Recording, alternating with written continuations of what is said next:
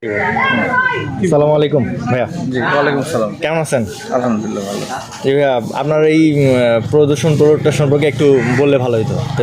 আচ্ছা, অপরূপা পঞ্চগড় সিজন 2 এটা হচ্ছে একটা ধারাবাহিক এক্সিবিশন। এর আগে আমরা 23 সালে করছি অপরূপা পঞ্চগড় সিজন 1 ছিল।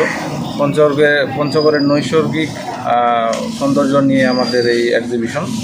এখানে 25টা ছবি স্থান পাচ্ছে। পঞ্চগড়ের 25 রকমের গল্প এবং পঞ্চগড়ের লোকগাথা, জীববৈচিত্র্য, জীবনযাত্রা, তারপরে পঞ্চগড়ের ইতিহাস, ঐতিহ্য, সংস্কৃতি সব মিলিয়ে আমাদের এক্সিবিশন আর কি।